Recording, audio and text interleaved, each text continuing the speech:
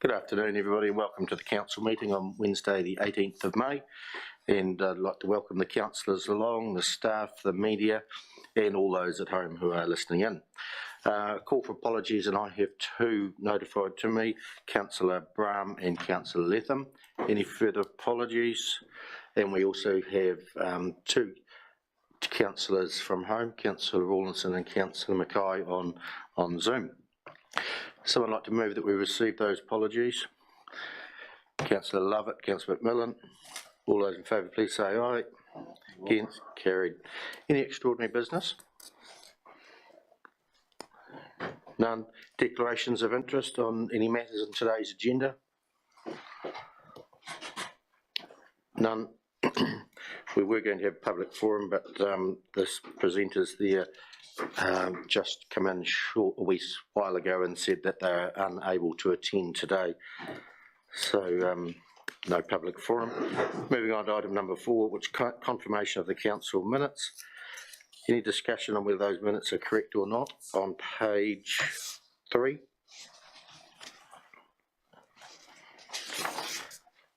Page 4. Could have a mover that. Oh,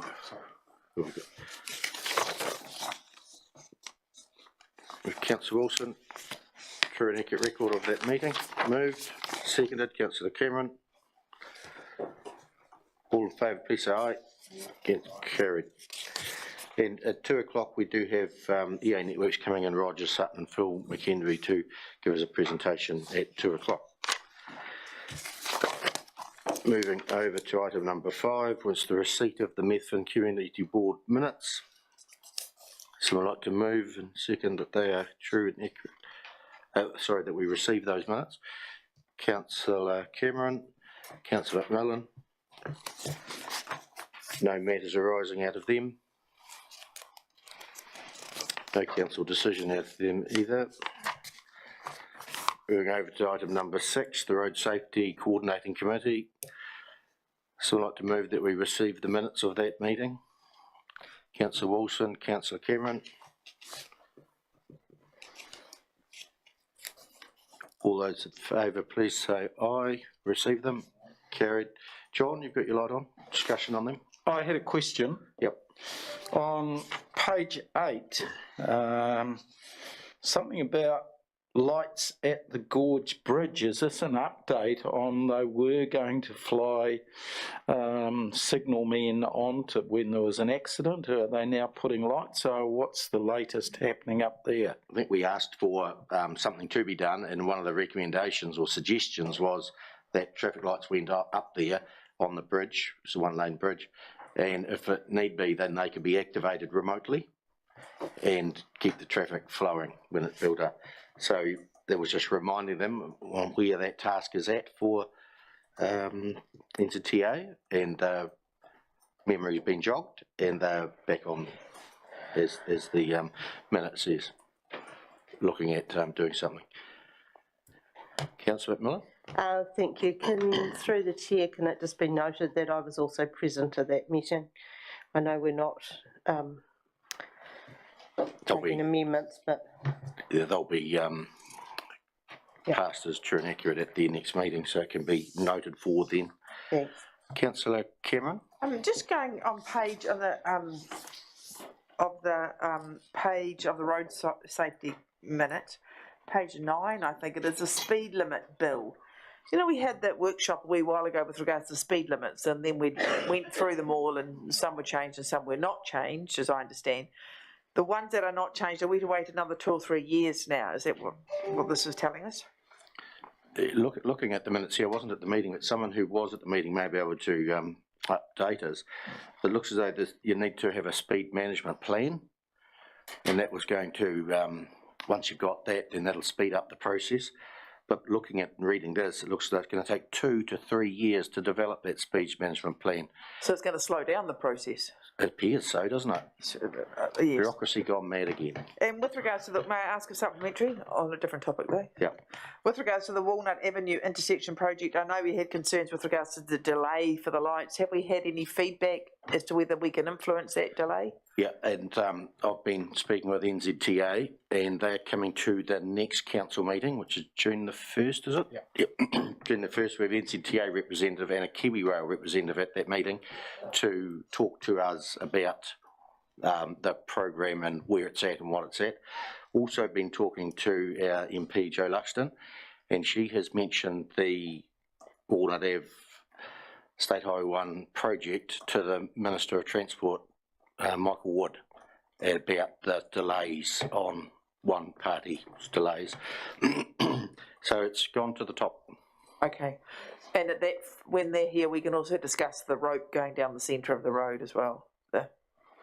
I'm not sure, but we could. Yeah, I'm not sure that'll be a discussion there. That might be a separate issue. Yeah, if we want to talk afterwards, we could look at how we could get that onto our agenda. Yep. Councillor Falloon. Sorry, my speaker was not working. I see they may have learnt something out of the West Street debacle there, and that they're not carrying on with the Tinwald corridor planning until they've got both Kiwi Rail and NZTA online as far as the planning is concerned. So hopefully we'll get some coordination. When the two representatives join us at council in a couple of weeks' time, that would be a very good question for them to see that they have got the planning all coordinated and get an assurance of that. Angus has got his hand up. Angus? Good afternoon, everyone. Mr Mayor, a question to you as a member of the Canterbury Regional Land Transport Committee. Is there nothing we can do about the wire ropes any longer? We've got a regional transport committee meeting, I think it's next week or the week after one. It's very close, and I was planning on raising it there. I know they're planning it, but I also know there's no budget for it. So why they're planning something which does not have a budget for, I'm unsure. Diane?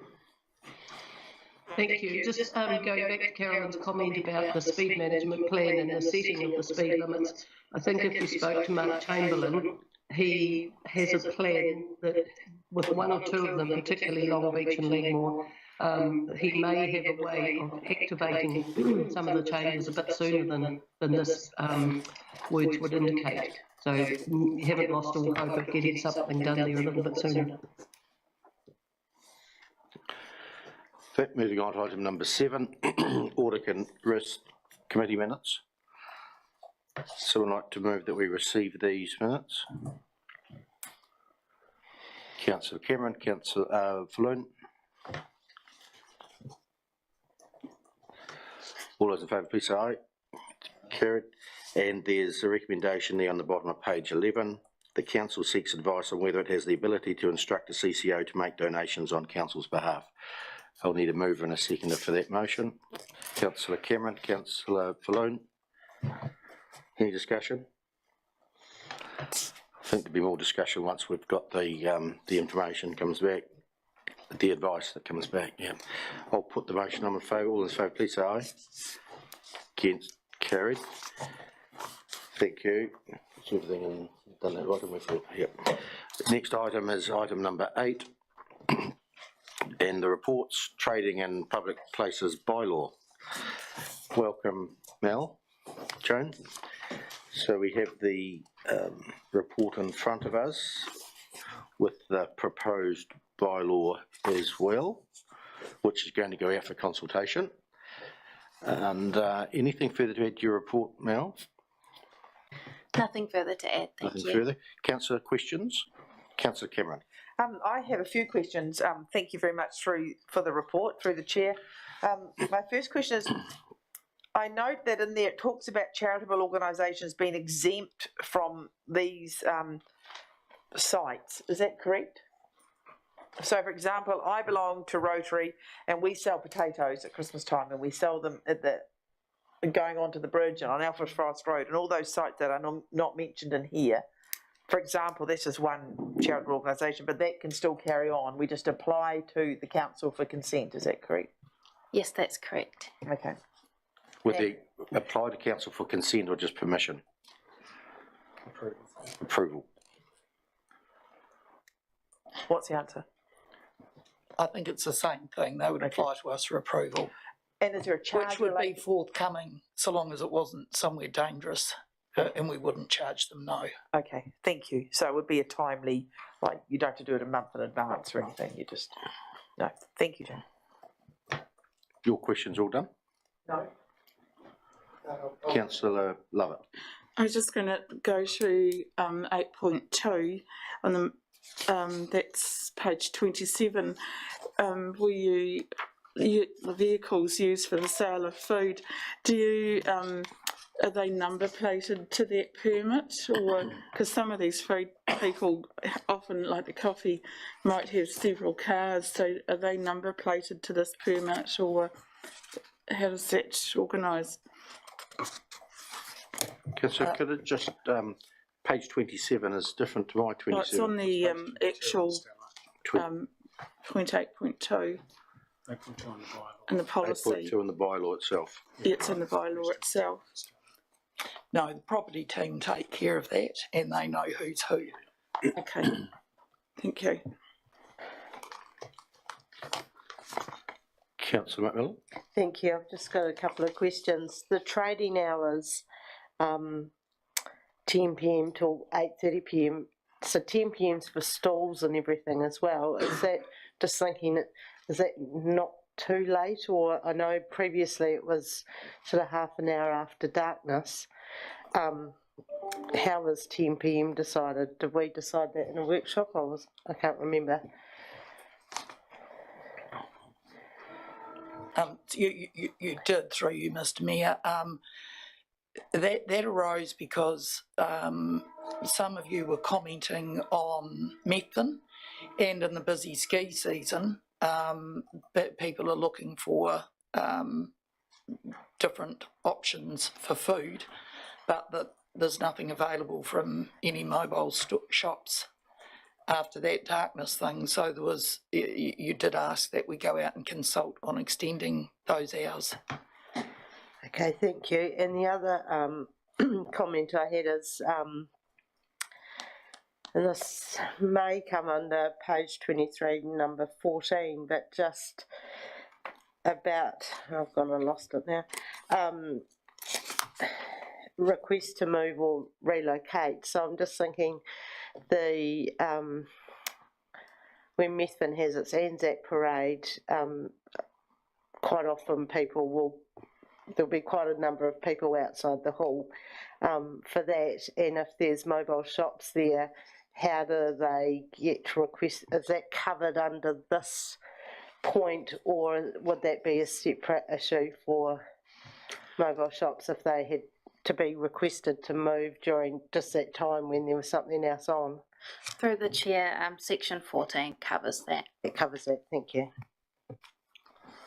Just one question, and it was talking about Bering Square East, the new civic site. And I think at the workshop we discussed it, but we've omitted to put anything into this plan.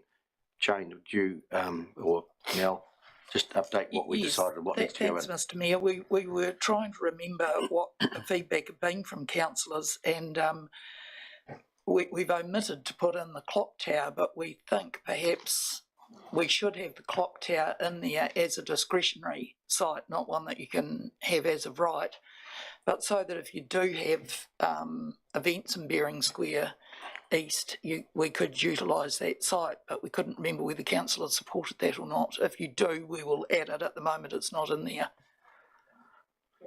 General consensus added in, because it's going for consultation, yeah. So just thinking, Philippa, for the recommendation we have, it's not in here. Do we need some wording to have that piece added in? Well, we're not ready to do it, but if we could give you a wee bit of time to think about what the recommendation should be added to. It's not a street outside the clock tower. Was it there? Yeah.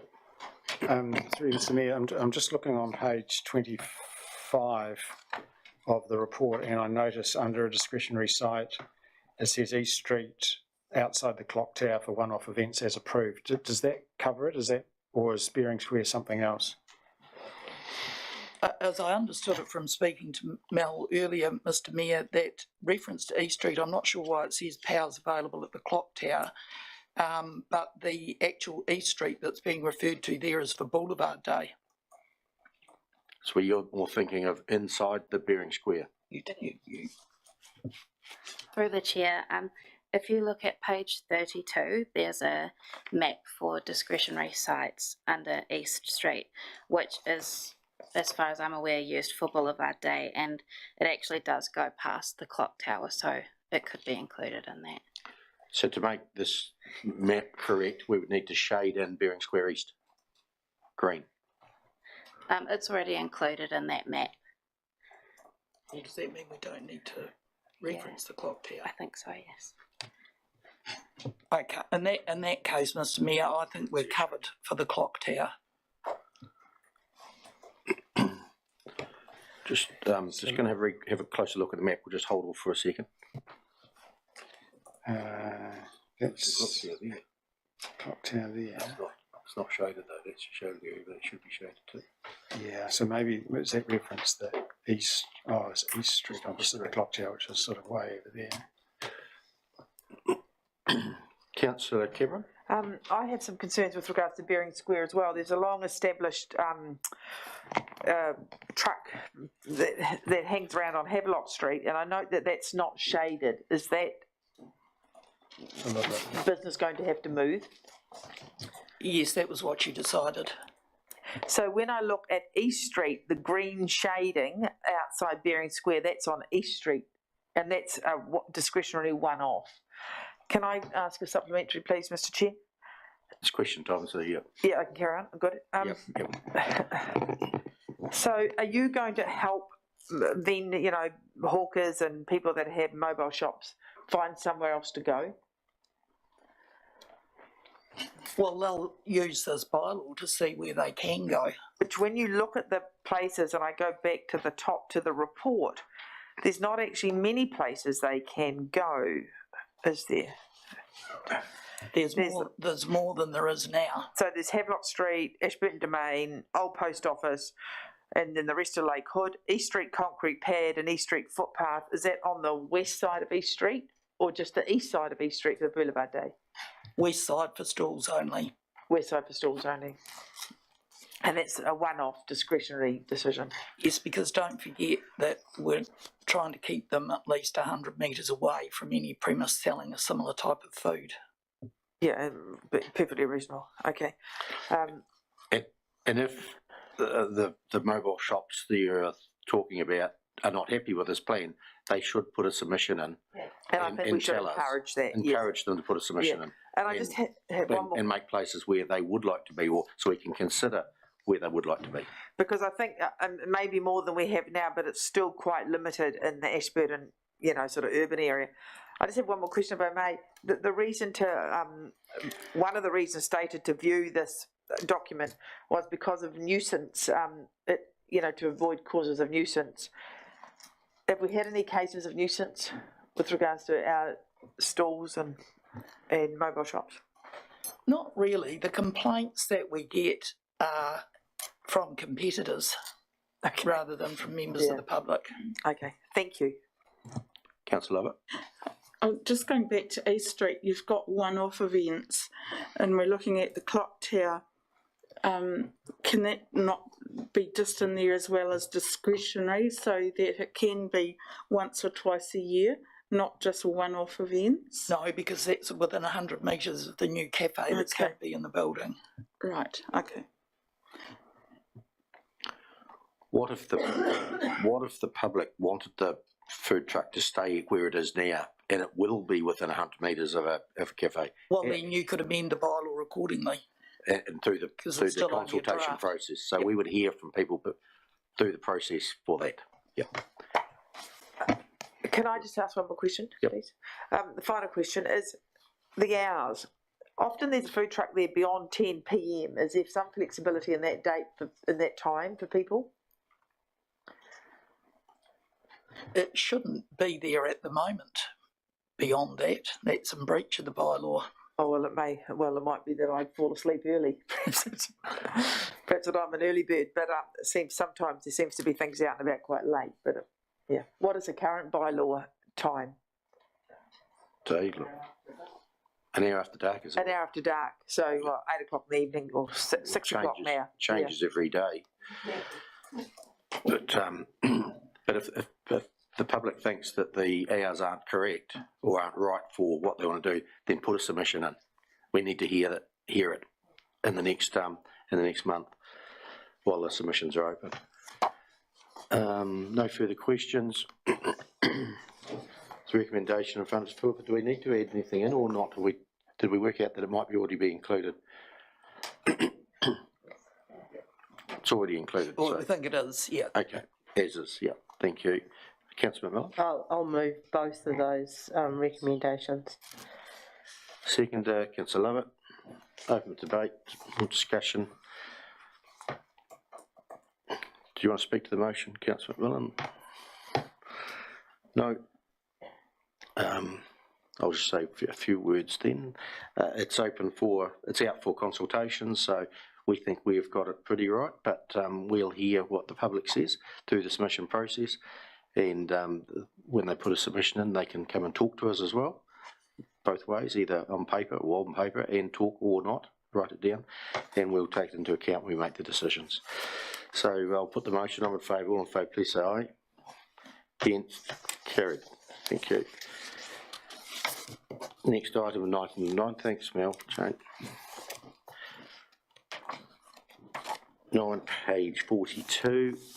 Welcome, Hernando. The Waste Management and Minimisation Plan and Consultation Document in front of us. And Neil, anything further to add, Hernando? Nothing to add. There might be one correction. It's under option 2 on page 44. And the option 2, it says, do not adopt the draft annual plan and consultation document. That might be an error. Oh, We will amend. it's the draft West WMMP instead. That's what it should be, yeah, not the annual plan. No, So replace annual plan with WMMP. Yep. If we could do that, councillors, that will make it accurate. Angus. Questions? When you're ready, Mr. Mayor. I've got questions first. Angus. Questions, councillors? Doesn't look like there's any questions. Angus? I'll move the recommendation as is. Second up. Councillor Falloon, rather. Open for debate. Again, this document's going out for consultation, so the community will have an opportunity to put their feedback into it. And we're looking to adopt in late July, I think, is it? Or going to plan. Correct. Councillor McMillan. Thank you. I support this. I think that we had some excellent workshops earlier in the year. They were really well presented. We got some great information, and I think this will be a good consultation to go out. Councillor Cameron. I support this as well, and I agree, we did have some excellent workshops. I think it also is important that we accompany, and we're consulting, but we need to also implement some sort of education plan so that people are aware of the impact, recycling or not recycling, and what the materials are, so that they have a better understanding of the impact they have. I think that's important. Yeah, and a lot of the outcomes of this plan will feed into the long-term plan for some dollars for improving things around waste management. So, yeah, we need to give it good consideration when we adopt. Nothing further. I'll put the motion on in favour. All in favour, please say aye. Against? Carried. Thank you.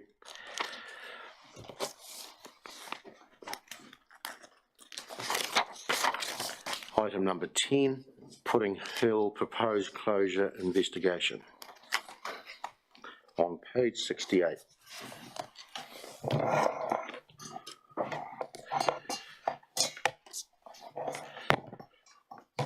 Welcome, Andy. Anything further to add to your report, Andy? No, happy to take questions. Okay, questions, councillors? Councillor Lovett? I'm just going to ask, do we know the actual number of properties that this will affect that have got no other water source at all? Has there been a survey done in the district of people that have got no alternatives? No, there hasn't been any investigations done. That is actually the purpose of this report, is to get endorsement from council to proceed with fully investigating a potential closure of this intake. So that information would come back to council once we've got the analysis done. Okay, so at this stage you have got no idea. Only graphically, you can see the number of properties that are highlighted that don't appear to have a natural connection point with another scheme. But again, that's part of the investigation, is to work through those details. Okay. Councillor Cameron? Perfectly rational reasons to not put a fish screen in, but what are the requirements to put the fish screen in? Do we have, through the chair, do we have a ETA when it's supposed to be installed? Yeah, about 6 years ago. Oh, right, thank you. There's details in the report. Just to add to that, it's a really important point that Andy has answered. Every relationship meeting I go to with ECAN, they point out the obligation, historic obligation, to install fish screens that aren't in. So it's very clear, the obligation. Councillor Falloon? Yeah, just looking at Mount Harding Creek, at the moment the Pudding Hill stock water intake flows into Mount Harding Creek. What other sources of water does the Mount Harding Creek have?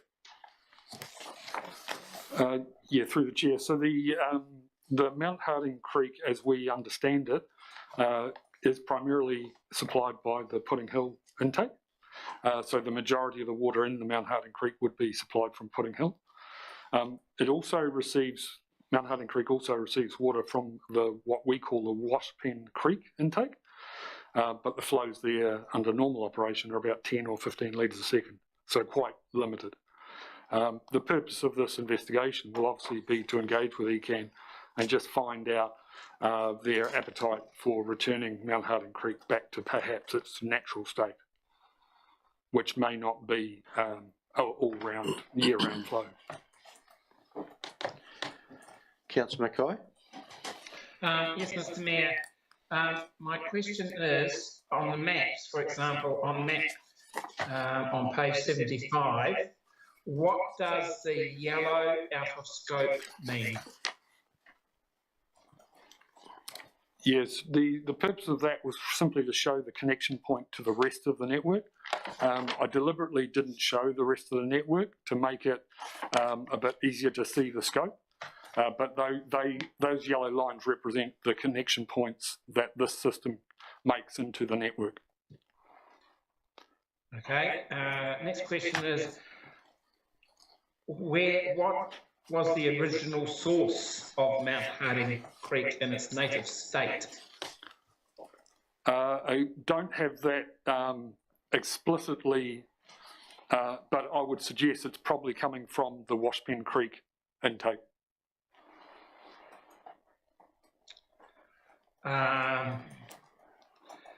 Could it be, my next question is, could it be a swamp that if you go to map 75 and you follow the yellow out of scope line and you get to the piece of yellow nearest the bottom of the page, which is actually on the property of Mount Harding, could that be that old swamp that used to be there years ago, the source of Mount Harding Creek as a spring-fed creek?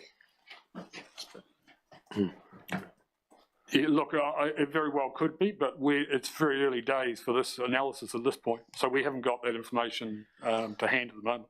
The investigation would find that out. Yeah, absolutely. I mean, we'll be good friends with ECAN going through this work. They'll have a lot of information they'll be able to supply us, I'm sure. That's just one question myself, and the Next question, if I may. Okay, Gary Angus. Yeah. Because it is a rating district for flooding, will ECAN have an interest in it that maybe they don't investigate properly the original source of this creek? And if that is the case, can the Holmes family of Methven, especially Anthony and Bruce, be interviewed, please? Seeing that it started on the old Holmes farm. Would that be possible? We'll be casting the net fairly wide in terms of the consultation, so we'll be talking to all of the affected parties relating to this. Would the Holmeses be an affected party, Angus, or just a local with knowledge? Would the Holmeses be an affected party, or are they just the locals with knowledge? That's the family that used to own the farm. Used to own the farm, so they're not an affected party now. Yeah, Don Holmes, it was all part of the Big Mount Harding farm. You all know what Mount Harding is, don't you? Do you? No. No, go to McCaw's yard, it's that heap of dirt by the woolshed. Mount Harding, correct, thank you.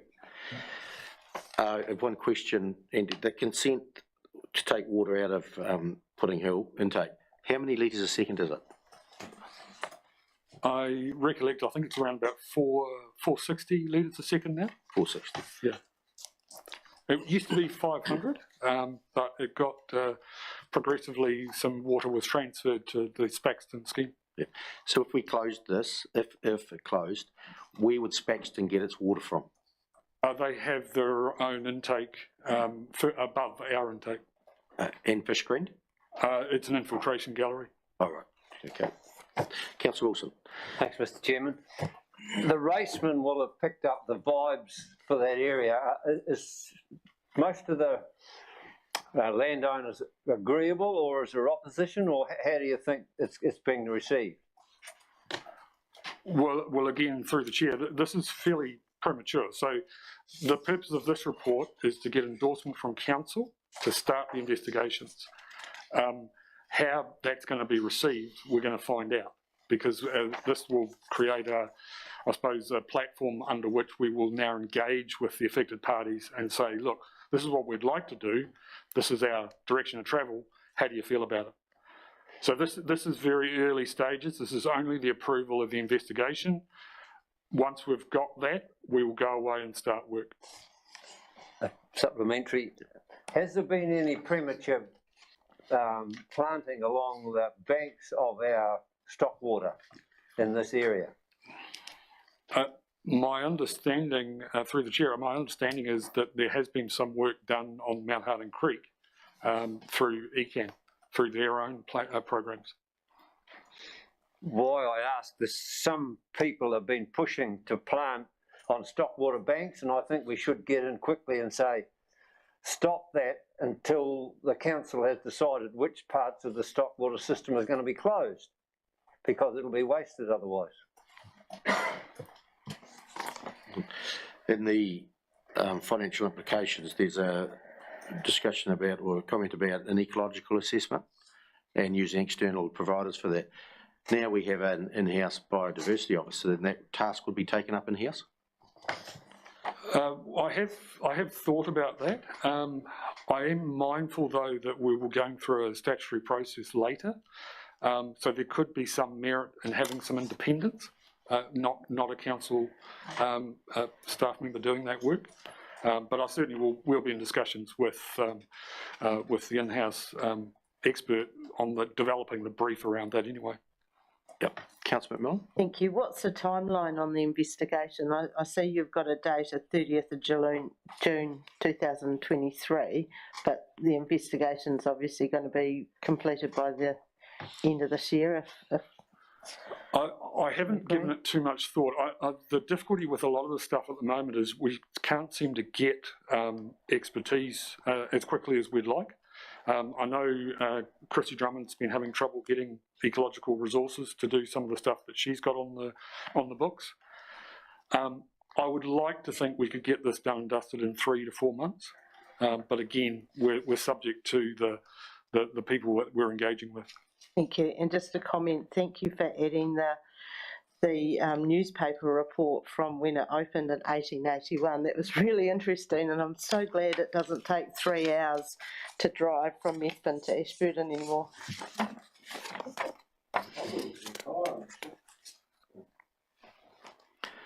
Just wondering where governance fits in this. It might be a question for Hamish. Is it in this, when the investigation starts, if we approve it today, where does governance sit in amongst this?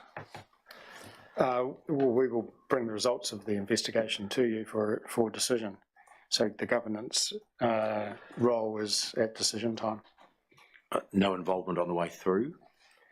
If there is any particular expertise that would add value to that investigation, then we would certainly like to tap into that, but it wouldn't be in the role of governance. It would be governance people with individual knowledge and interest, perhaps. As a stakeholder. And we want to be really careful. You're the decision maker here, so getting involved in the investigation is the very same conflict that Andy's outlining with an in-house biodiversity officer, and we often find with our planning people, if you're the judge at the end, then you need to be approaching that role with a fair and open mind to the material put in front of you, rather than getting involved in the preparation, which isn't really a governance role. Thank you. Neil? Yeah, we'll certainly report on progress at our activity briefings and keep you informed as we progress through the whole process. Yep, thank you. That sounds good. Councillor Wilson. If there are no further questions, I'd like to move the recommendation. Okay, Councillor Mackay, you still got your hand up? Might have one question there. Okay. Angus? Mr. Mayor, just following up on what you said, I asked this question because this is a major thing that we're about to do or not to do. And if we do it, I actually believe that there should be an elected member or elected members in the company of staff when they are talking with ratepayers or with constituents. I don't mean when they're talking with technical people, I just mean when they're talking with constituents. For example, if there was going to be a public meeting, there should be a group of council, or one councillor or two councillors designated to be there. To me, we're going to have to take the community with us, not only the community that want to plant and keep all the niceties, because we have to remember if the fish screen was there in the first place, there wouldn't be the fish in there, presumably. So I just think there needs to be some form of governance similar to the rating districts. I've been involved with them at ECAN, and it's always good. The constituents and ratepayers quite often feel a bit more comfortable and are more open if there's an elected official present, but not in the technical studies. So I just wondered maybe if we should look at that a bit more seriously than just brushing it over and reporting back. For more so for open meetings where the public is gathering. Yeah. Yeah. Hamish? I think if we have public fora, then it's fine for councillors to attend those public meetings. That would make sense to me. I think if we're having conversations with constituents, to me that's part of the investigation and preparing the report, as opposed to having elected people involved, because that's essentially getting involved in the preparation of the report. Up to council, but my advice would be your role as decision maker, not preparer of the report. Yeah, I think what Councillor Mackay is asking is for public meetings for a couple of councillors to be appointed and attending those meetings to hear what the community is saying. Yeah, I think public meetings, that makes good sense, but I think every conversation we might have as part of the investigation with an external party, I would advise against. Yeah, and I don't think he was suggesting that. Okay, perfect. It was just for the public meetings. Councillor Wilson, you were going to move. I've got another couple of lights on. Are they questions or are they... Then Councillor Lovett was a question. Yes, I've got a question. Okay. I was just thinking along, if you're having a public meeting, would you not have some costings of a fish screen, so to give the public an idea of the sheer cost of this and why we're doing it and the rationale? Because, I mean, that question will come up. What is the cost of a fish screen and why haven't we been doing it up until now? We probably need to have an idea. Sorry, Mr. Mayor, I think that's a very reasonable suggestion. We can probably point to the recent one at the RDR as one example. I'm not sure that we require something quite that elaborate at Pudding Hill. So we can give some thought as to an approximate order of costs so that the ratepayers can understand why we are trying not to put a fish screen in. Yeah. Does it mention somewhere in the report, it's a costing, a rough costing, was it? Yeah, through the chair. There was 300 to 600,000, I thought. Yeah. That was based on what we've seen further around the Canterbury region. Yeah, no, that's fine. Councillor Wilson. Yes, just before I move it, talking about Councillor Mackay's suggestion about a councillor being involved, it could be difficult because you'll be lobbied by people who wants to be for or against the closure and say, are you coming with the staff? Could you sort of talk to the staff? So I agree with the CEO that we keep completely out of it until it's public. I'll move the recommendation at the moment. Councillor Wilson moved to seconder. Councillor McMillan. Yep. Open for debate. Councillor Mackay. Do you want to speak to the motion rule, Stuart? No. Councillor Mackay. I'll wait for Councillor Wilson. No, he's not going to speak to the motion, so the floor is yours. I am supportive of this. This is a long-awaited necessity because what's going to cost us in the future are the main races, and this is the main race. And for Councillor Lovett, we do know the cost. We've discussed it at annual plan meetings, and this is why this recommendation has come today, because of the cost. Mr. Chief Executive, I think on this one, if I can be frank, I think you got it wrong when dealing with the public. There's been that many misconceptions, stuff-ups, wrong information come to council over the years on stock water, and it's hasn't all happened under your watch, Mr. Chief Executive.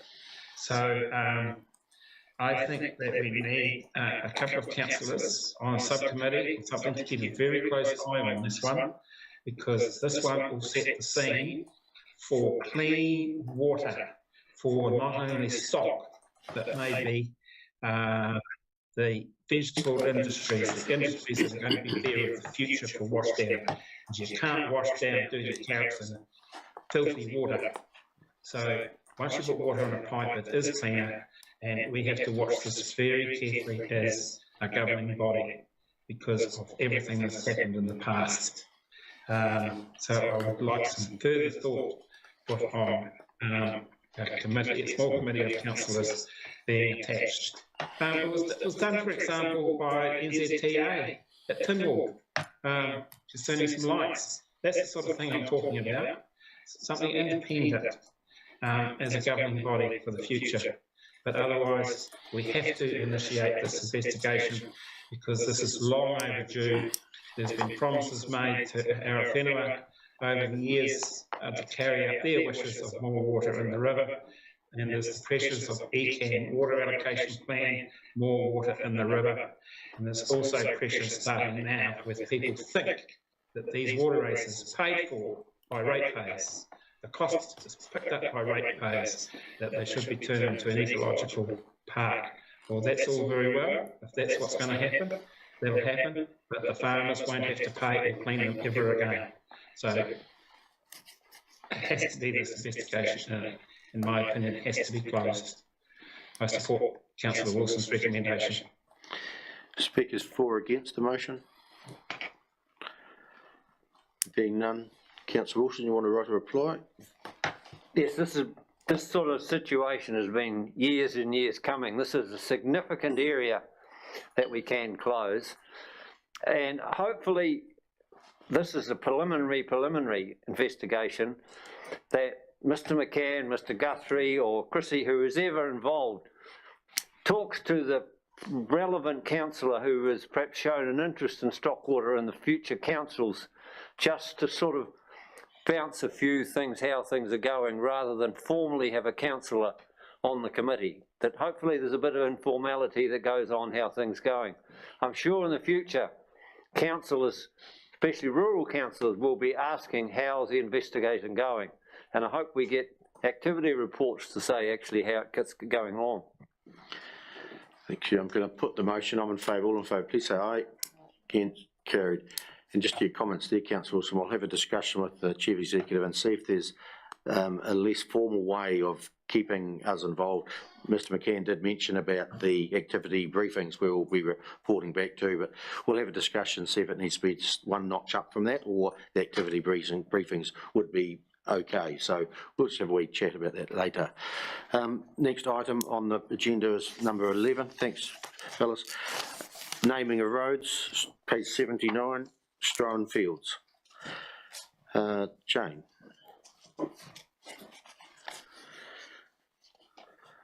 Nothing further to add? No, Mr Mayor, I'm standing in for Mr Hyde, and that's just a pretty standard road naming report there where they've provided the 3 options as they're required to do. Both of their first preferences meet the addressing standard, and yeah, no problem with recommending adoption of what they have proposed. Okay, Councillor, is any questions? Councillor Cameron. And I'm just going to move the recommendation if there's no question. Councillor Lovett, do you have a question? No, I was quite prepared to second it because I actually think that the road names are actually quite really nice. Well done. Moved and seconded. Councillor Cameron, Councillor Lovett, open for discussion. Diane? I was just going to support. I supported. I was about to second it, so I just say I support it. Councillor Falloon? Certainly support the recommendation, and it is nice to see that a previous owner's name of the farm is actually mentioned in the name Orwell, because that property used to be known as Orwell Farm Limited by a previous owner from about 30 or 40 years ago when I first started in town. So it's excellent. So it keeps the connection there, doesn't it? That's good.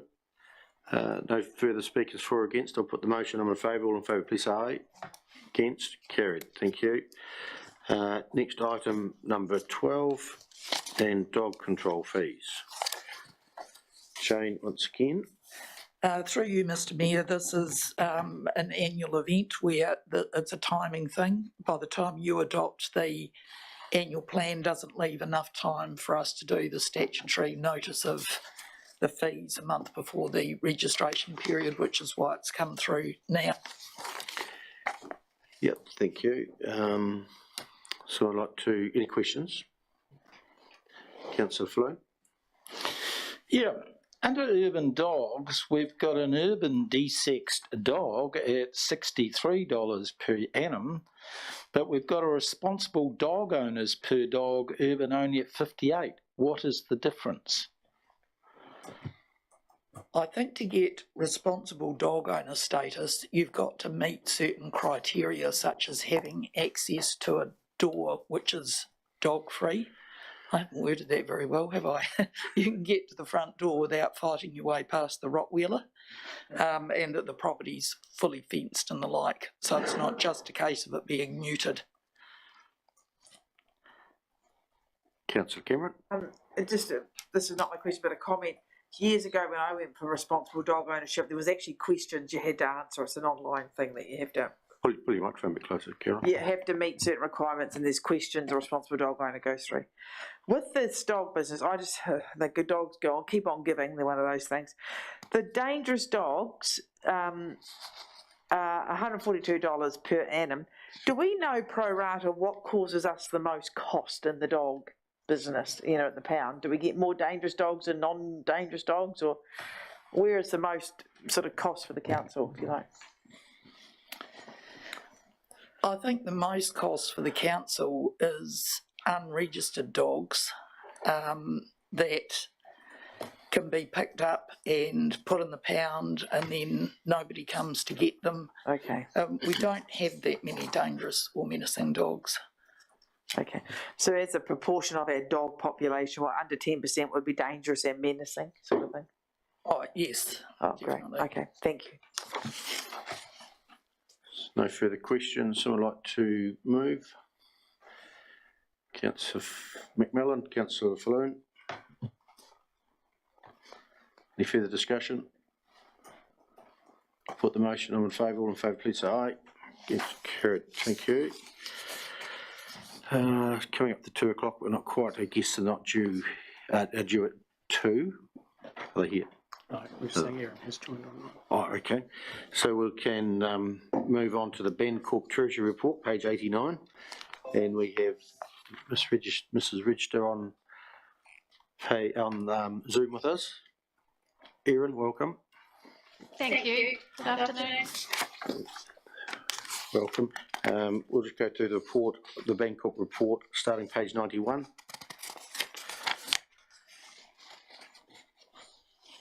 '92, '93.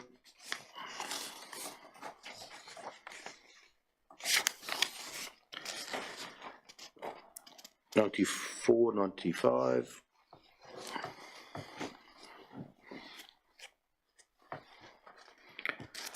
'96 and '97. And I have just one question on page 97. I'm looking at the graph. We have the red lines there, which we the policy bends. And if we look at the end of the green line at March 28, we're just touching the red line. Still inside policy, but it's not going to for much longer, I wouldn't think. Have we plans afoot to address that? And what you'll find is we're talking about debt cover, just to clarify I'm on the correct page. So Yep. have the numbering as you do. Yep. The green line in the centre represents the fixed rate debt that we have at the moment. And then the top red line is the total band of debt that we need to stay under for our fixed lending. Fixed lending. So that green line won't move as time goes on until we get another few years down the track. Is that what you're saying? When we take out more fixed lending, that would move. Yep. So we're planning to do that? Take more fixed lending? Yep. Probably more floating at this stage due to the uncertainties in the market from what our advisors are telling us. Okay. Thank you. Councillor Cameron. Thank you. My question is similar. I note the increased spending from the government of the time. Presumably that has inflationary pressure. What would the impact be on us as the district council, that increased inflation in terms of our borrowing and hedging and things? For a short time there may be a slight increase, but at the moment the fixed rates are about 2.2% higher than the floating rates. And at this moment in time, the advisors don't think that the government's going to let the interest rates run to be that high because of the ability of people to pay.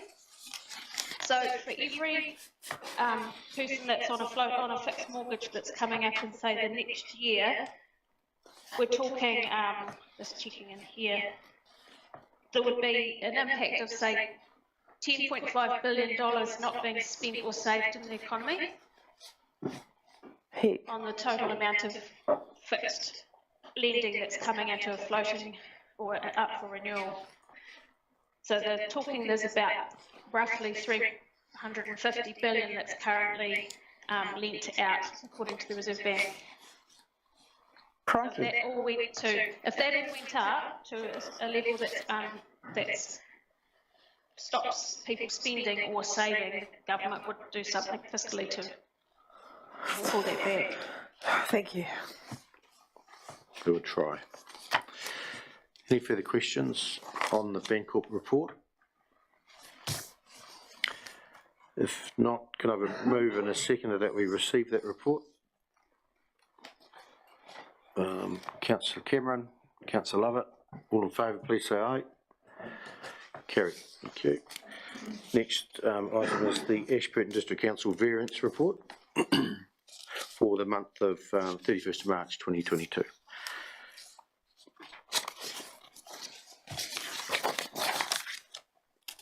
Go through the pages starting at page 3 and 4. Yeah, page 100. Oh, sorry. 100, 101.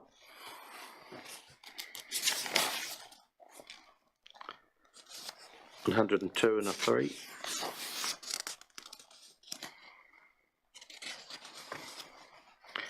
104 and 5.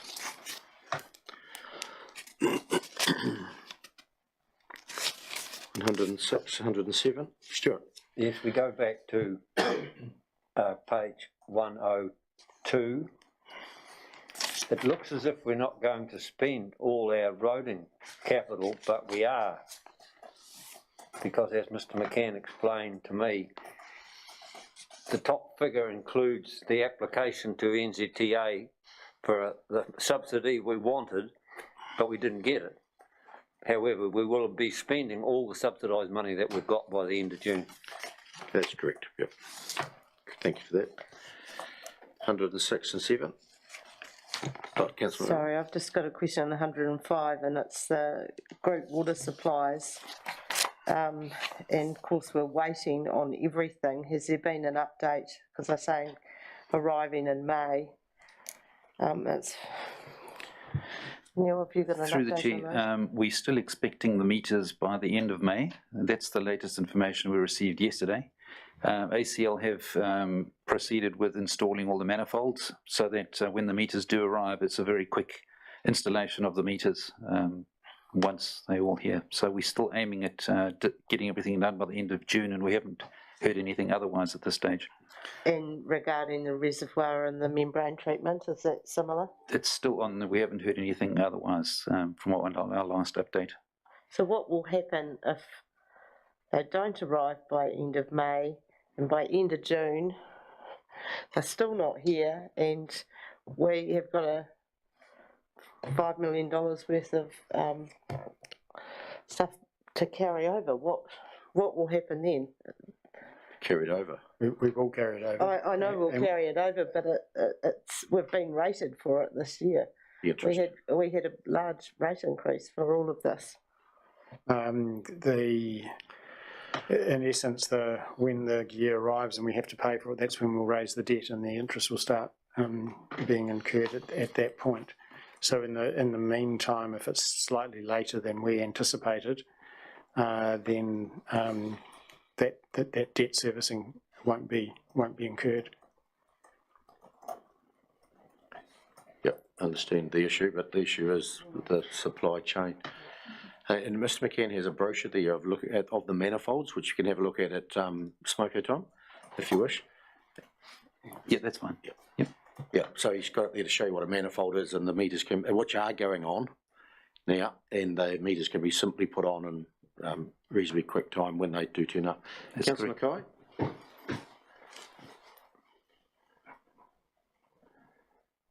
Go to Councillor Wilson. Thanks, Mr Mayor. My question is perhaps a little bit sideways. We're talking about water meters. What's happening to residential D, for example, when people put another property on when there's only 1 metre? Or residential C, where they put multiple properties? Are we putting multiple meters? Are they all running off 1 metre, or what's our situation? What's happening? Just wondering if it's a really quick answer, we can take it, but otherwise it might be for an activity briefing. Yes, I'd have to get the exact answer for that from our team. Get an update there on activity briefing. I'll make a note of that. Yep. Yep. Thank you, Councillor Mackay. Oh, on page 109, sorry, you went back on me. 109 it is, yep. 109 we're up to. Just to Councillor Lovett, she might like to look at the words there. That favourable is actually just the first start of the investigations into fish screens. Remember, we were quoted $1 million to $1.5 million for a fish screen. Just reminding you of the cost of the previous two items ago. Thank you. Page 110, 11. 112 and 113.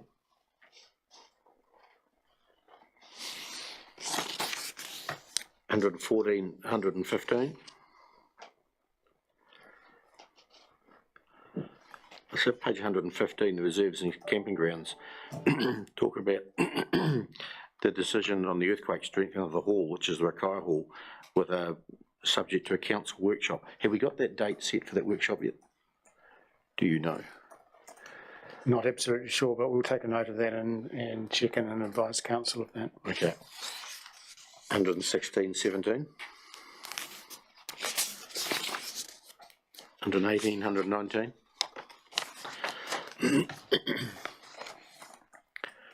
120, 121.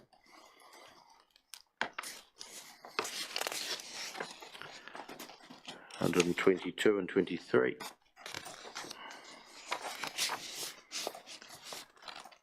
124 and 25.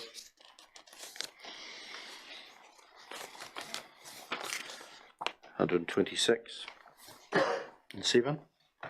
Councillor Floon. Yeah, just looking at the balance sheet on 125, to me, it's a wonderful credit to the finance team here for managing the cash in the way they have.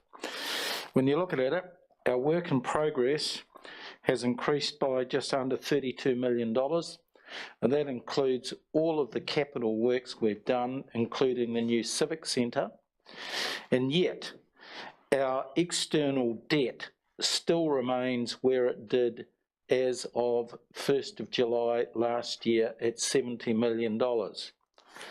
So where's the money come from to pay for all of this? Well, basically, we have got a cash surplus after depreciation of about $22 million, and the rest of the money has come from a rundown in our cash reserves by about $5 million. Yet, as at the end of March, we still have just under $21 million sitting in cash reserves. So I think the finance team have done an amazing job in spending so much money, and yet we have yet to borrow one single dollar. Councillor, Mr. Red. Thank you for that comment, and we'll make sure the finance team hear that comment. We did have to borrow $20 million last week, so as of the 31st of March, that's absolutely right. And of course last week was May, so they've continued to keep a close eye on it for a further month, but in the end we did need to do some borrowing last week. Just while we're discussing borrowing, can I just come in for a second? We have in the past had a Westpac multi-line credit facility, and looking at reapplying for this facility, there are additional costs involved when weighing up the cost of going into the agreement and then the monthly fee. It looks that it's more prudent to just take up short-term debt with LGFA if we need anything short-term or something that won't take long to get in place. So that's just a bit of an update on the Westpac multi-line facility. Thank you, Erin. That makes sense, doesn't it? Yep. Councillor Rawlinson. Thank you. I don't know what page you're on because I'm following the actual document, but it's the governance and decision-making page. I just wanted to question around the Youth Council. I see it's showing it's exceeded its budget, and I was struggling with how, because the Youth Council didn't manage to have any events in the second half of last year, and this year we've had virtually nothing, and I just wondered how it's overexpended itself. Page 120, councillors. Can I get someone to get back to you, councillor? Yes, that's fine. Yeah, it's just at the moment it's shut down by COVID and for several other reasons within the office. So yeah, I just wondered. To me, it hasn't spent very much at all. So I'm wondering where that money has gone. Yeah, we'll have a look and we'll get back to you. We will. Just through you, Mr. Mayor, I do notice that the income is up on the other side as well. So it may well be that we'll look at both the income and expenditure and let all councillors know why that is the case. Page 126 and 7. Aaron, I just have a question on page 126, and it's there, it's under yield, and it's got the interest rates there. But those interest rates are different to the interest rates in Bancorp. And Bancorp's put a margin on. So I'm assuming the rates on 126 are what is there plus the margin? I would think so, yes.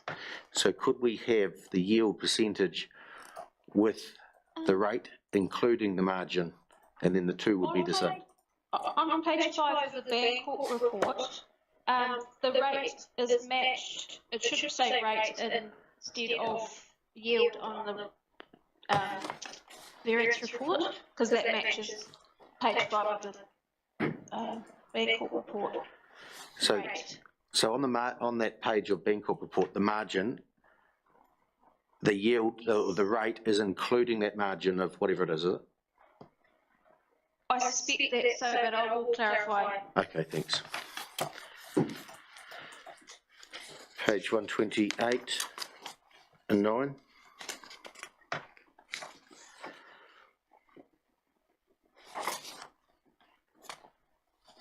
130, which is the A Networks centre running costs. Questions, councillors? If not, could I have a move in a second that we received financial variance reports? Right. Diane, you still got your hand up? John and Stuart?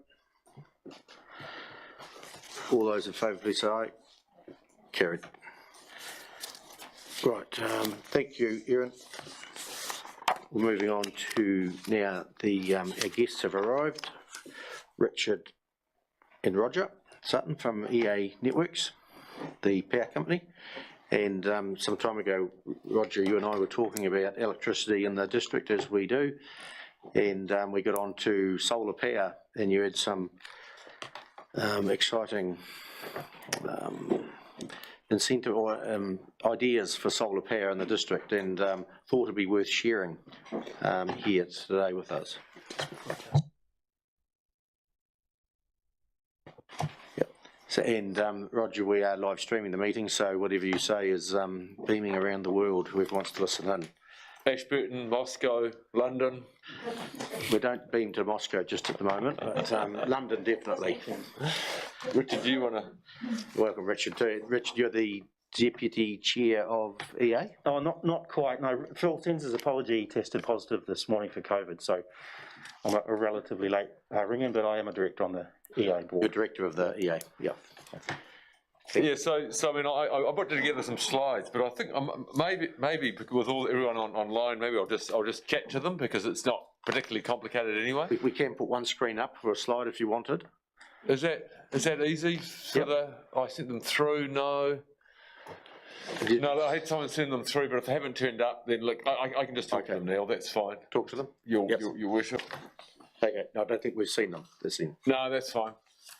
I mean, the first, the topic you really wanted me to, you thought was interesting, was about we are starting to see solar turn up on the network.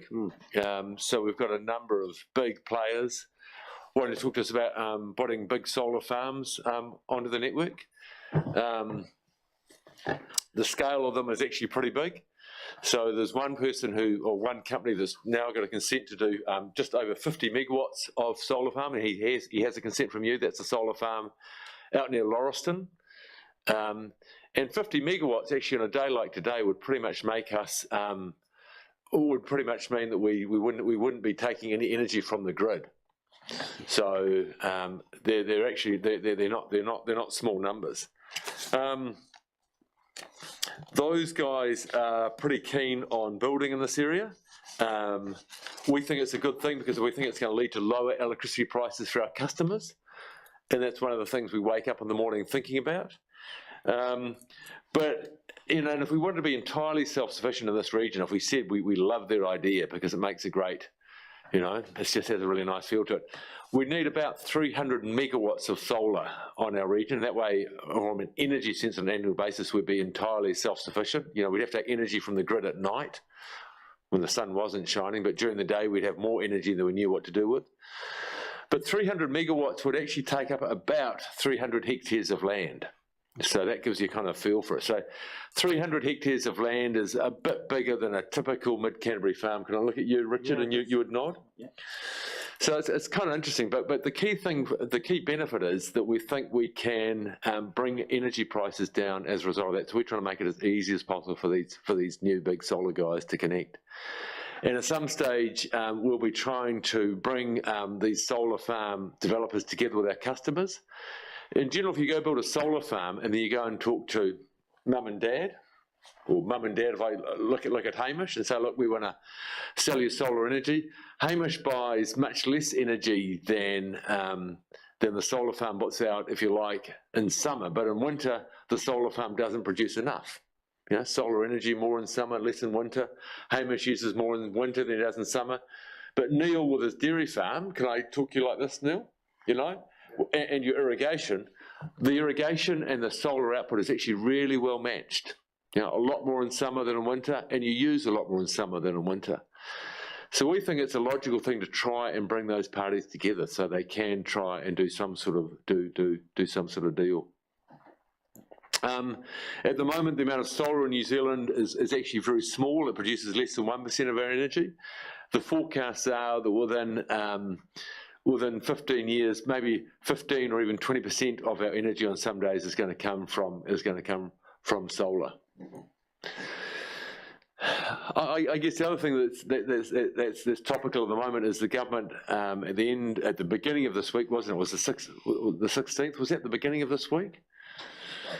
Yeah, it came out with an emissions reduction plan, and the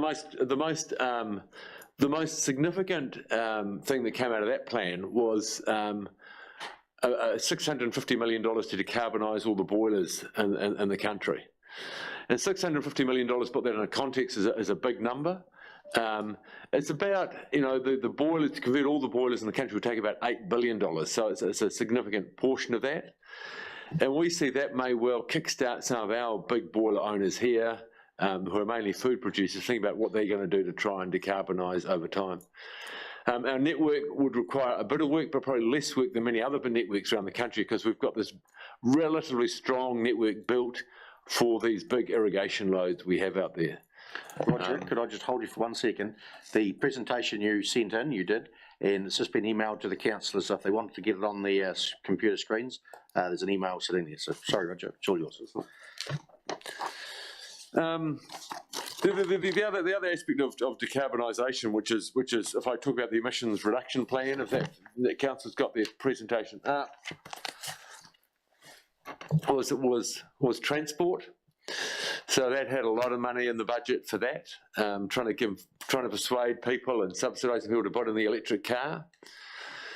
So if everyone in the district, plugged in their electric car tonight at 6 o'clock when they got home, and it was a cold winter night, our network would struggle to supply. But that issue is kind of a common issue around the world, because, you know, networks haven't really been designed for electric cars with batteries as big as this all being plugged in. And our network, compared to almost anyone else's network around the country, would cope better than others, because we've built a relatively strong underground network as we've been doing the undergrounding around the city.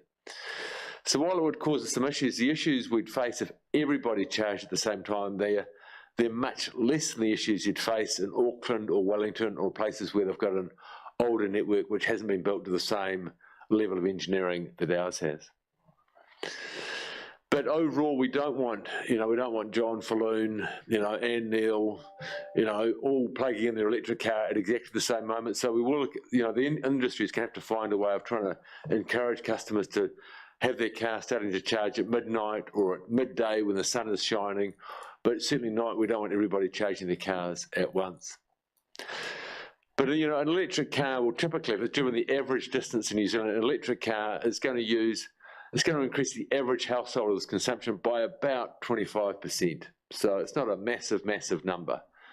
It's a number which I think we can all kind of get our minds around. Just going back through some of the other slides which I emailed out, I was just going to say in terms of the more, you know, can I say boring? Am I allowed to say boring? The more boring that's happening, you know, we are continuing the undergrounding work around the town. I thought we're doing Moore Street and Ann Street in the town at the moment. Hines is next. And then we're just finishing up some work in Rakaia at the moment. We've had a whole bunch of new trainees and apprentices start recently. You know, we take our training of our young people seriously, and that's going well. The other thing I mentioned was we're currently doing energy assessment to try and work with customers, try and help them make their power bills smaller. I went out and visited a customer this morning on Alfred Forest Road, and we're trying to help this woman use a little bit less energy. We gave her some energy efficient light bulbs. We gave her a shower head, a low flow shower head she put in. We told her which energy retailer she could change to save money. But we're experimenting where we don't try and insulate the house. We don't try and do a whole lot of hard things. We're trying to see if we get a program going with lots of customers doing little things that together make a big difference. It's all kind of achievable, if that makes any sense. And we're copying a program that's been rolled out in the King Country, where they've gone through a lot of their customers. And we think getting through lots of customers doing some stuff that might save them 10, 15, 20% is better than trying to do a few customers and saving them 30 or 40%, if that makes any sense. So we're out there at the moment trialling that, and if that goes well, then we'll roll that out more across the network. And we're trying to use local people for that. The idea is local people will use their local networks and try and work with each other there. I was just going to mention we did some civil defence training last week, and we had a bunch of attendees from the council. How we manage big civil defence emergencies is important, and we're trying to do some training so we're aligned. So the way we manage big events is similar to how the council do them. And lastly, I just mentioned there we've got the Glow in the Dark, celebrating our 101st year of existence there in late July in the Tynwald Domain, and I'm sure you'll all be there enjoying the lights, and hopefully by then we're not all wearing masks, although the masks won't stop us enjoying the lights. And that was really it. I've got some slides there just on how we benchmark, which are all pretty dry and boring. I'm very happy to take any questions, Your Worship. Thanks, Roger. There's a good update, and solar is certainly going to be exciting, I think, especially with one farm consented. Let's see if it gets built, I suppose, is the next hurdle that they'll have to go through. And I've got a question from Councillor McMillan. Thank you. What are your plans for putting in any more EV charging stations around the district? We had a consultation on Lake Clearwater, and we got a couple of people feedback saying that they'd love to see an EV charging station at Mount Somers so that they could charge up and charge back, I suppose. Any plans for anything going forward? So there's no plans for that Mount Somers area. In general, our view is we think we want to be trying to cluster them in one place. You know, if you have one charger at Mount Somers and you're driving past and that charge is used, you kind of get your kind of EV charging range. So the plan would be to more into a Methven or somewhere like that. So then if you go to Methven, you're almost certainly able to get a charger. We are thinking about whether we want to have clusters of chargers to make sure people can always get a charge, even if there's a big snow or wind event going on. But we are trying to work with the people that are now, there's a number of big commercial organisations rolling out that technology, and our focus, as much as anything, trying to support them so they can roll them out on scale, because we think they're the better ones to be really rolling it out rather than us. We just want to make sure they're putting them in places where we've got the spare network capacity, and our network there is nice and strong. Councillor Wilson. Thanks, Mr. Mayor. Yes, my question is, the major change in fixed charges, was that government policy or is it your policy? Because obviously low users are going to be paying a lot more than high users. Yeah, so Stuart, I should have had that in my presentation. I apologise. I should have mentioned that. So the government changed the rules around this and said that up until the 31st of March, low user customers, we could only charge them 15 cents a day or roughly $100 a year in fixed charges. The government changed those rules and said, no, you can increase that. So we've increased our fixed charge from 15 cents a day to 30 cents a day. And the retailers have generally actually passed that on. We debated whether we actually held our fixed charge low, but our view was that if we'd held it really low, then the retailers simply would have taken up to the limit that they're allowed to, which is 60 cents a day. So the effect on customers would have been neutral. But that's really been one of the reasons why we're out there at the moment, trying to work with customers, trying to help them minimise their bills. Overall, our view is that whether you use this much energy or this much energy, most of the fixed costs of supplying that power are fixed. And that's why a fixed charge of only $100 a year we think really isn't fair on the customers who use large amounts of energy, because they comparatively overpay. Have I explained that well enough, Stuart? I think so. Okay. Councillor Cameron. Thank you. Thanks, Roger. Thanks, Richard. I have a few questions if I can. One of them is that there's a move from the government to get us to have electric heating in our homes and things. But as you've alluded to, the cost is nothing. It's significant, the cost of electric heating, when you compare it to gas at the moment. How do you anticipate the future of electricity to reduce with the oncoming of these solar farms and things? Or yeah, although right now, if you want to heat your house and you have a heat pump, your heat pump is going to be cheaper than burning gas. Yeah. Hand on my heart. The general view in the electricity industry is that all these new renewables, the wind and the solar and so on, is actually going to probably reduce wholesale prices. So, looking you straight in the eye, yeah, I don't expect that retail electricity prices are going to increase significantly going forward.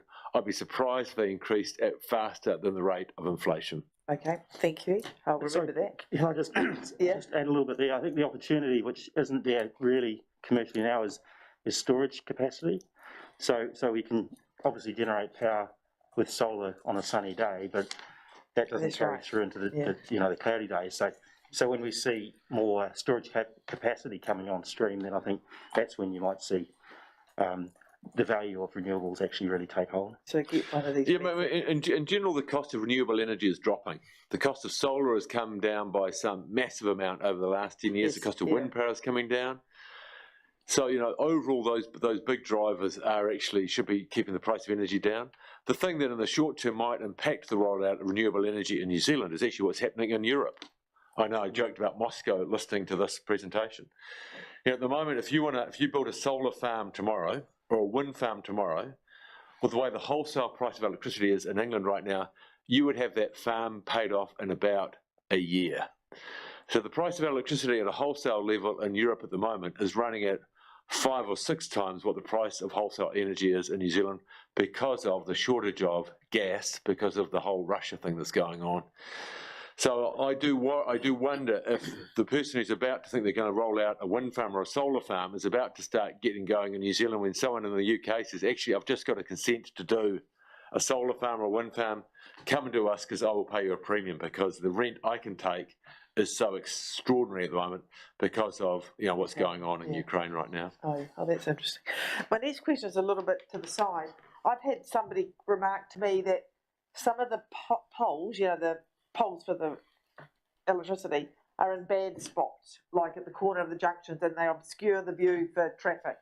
Have you got any, and I asked how we can influence that, but we cannot influence that. Do you guys look at that sort of thing as to where you place your poles? Because I can name a few corners where they're right in the corner, So we worry about that sort of stuff, and I'm almost, I don't want to play blame game here. I'm almost certain we wrote an email to your roading people saying, have you got any particular places you think we should be concerned about? Yeah. And they haven't come back with any particular sites. Okay. But if you think we have got sites that are a problem, we'd like to know about them, and we'd like to see what we could do to try and fix it. I'll get in touch with that because I know a few. Come back to you. Yeah. Come back to me. Thank you. And I've probably got another question, but I'll wait for another. Councillor Lovett. I was going to ask, is there enough power in the national grid at the moment with all these EVs coming on and everyone's building at the moment? And, is there going to be a pressure point here? Because you go down and look at the lakes and they're all low. And we're often thinking, like years ago, we used to get told, you know, the lakes are low, reduce your power back, and now we just seem to be doing all this stuff, and I worry, are we going to end up with blackouts or anything? So right now, you know, if you all went out and brought electric cars tomorrow, then the electricity system around the country would struggle, as well as if every coal boiler in the country was converted. But I guess the thing that makes me feel relatively relaxed is there are just a massive number of inquiries we're getting, people who want to put solar farms connected to our network. Transpower and the National Grid have got a record number of people wanting to connect new wind farms and solar farms to the National Grid. So while demand is growing, the number of inquiries, people who have to connect those new generation getting, is actually at an all-time high. So I'm relatively relaxed. No, I should say I am relaxed that we are going to keep the lights on going forward as these electric cars turn up and as these boilers are converted, because there are so many plans out there for people with new renewable generation. The other question I had is to do with like petrol stations. With all these EVs coming on board, petrol demands on diesel should be less. Do you think they will come onto the market, having lots of EV charging at the petrol stations going forward? So if you drive back from Christchurch tomorrow morning and you drive past the Rolliston Z station, there's now 3 new EV chargers sitting in the front of the forecourt. So as you drive along there, they're just on that edge as you go along. Most of our charging takes place at home. You know, I have an EV and I do probably 95% of the energy I put in my car comes in from home. But it's kind of those journey charges. We need to make sure we stay on top of those. So if you go for a weekend to Wanaka and catch up with you know, your friends in Wanaka, making sure you can charge up fast, and Marama coming back, and in Wanaka when you turn around, that's where we need to make sure we get that capacity. Yeah. If I can just chip in there, as a relatively recent owner of an EV, my take on it is actually having charging stations next to cafes and supermarkets is probably a better infrastructure layout, because if you're going to spend an hour or two waiting for your car to charge, I'd rather spend that shopping than buying than in a petrol station. So I'm not sure that petrol stations necessarily are the best customer convenient place. We do have a number of our customers, commercial customers, putting in EV charging sites at the moment. I'm not sure they've made it public, so I won't tell you where they are. But we've got a number of big customers here putting in fast chargers that fit into what Rich is talking about. So, yeah. Roger, whose role do you think it is to put these public charging stations in? Anyone? I actually think it's the charge nets and those sort of people who actually really know how to manage this infrastructure. I think our role is to make sure we tell them the places where we've got strong network infrastructure so they can get it in without any drama. Yeah, I mean, one of the key things is you kind of want them on a platform, so when you turn up and charge, if it doesn't work, you know who to ring. If you charge, you know, if your credit card doesn't work, you know who to ring. And if we start getting involved in that part of it, it just gets messy. If that makes any sense. I think there's a strong commercial proposition to create a charging system as a business. So charging at home is about 20 cents a kilowatt. Charging down here is 40 cents. And then I think if you're running on petrol, it's like $1 or so. So it does actually stack up to invest in that with a good rate of return, I'd suspect. Yeah, I mean, if I'm driving, I mean, I pay these outrageously cheap electricity prices at home. I'm paying half of what you're paying, Richard. Maybe I'm just better at buying power than you are. But anyway, if I drive to Christchurch tonight, it will cost me about $1.30 in electricity. And I'm not sure what you all drive, but I'm suspecting it'll cost you around $25 in petrol. So $1.30 is an extraordinary cheap price, really. Councillor Falloon. Thank you, Mr. Mayor. Your benchmarking table tells an interesting story, particularly when I look at our residential charges that our residential users are paying, which are only a little over 60% of what the national median is. Why is that when you think about the smaller number of consumers we've got sucking off a line than what they have in the middle of Auckland or Wellington? I mean, obviously I'm going to say we run a good show. so we don't waste money. We know we don't have a whole lot of people sitting around doing nothing.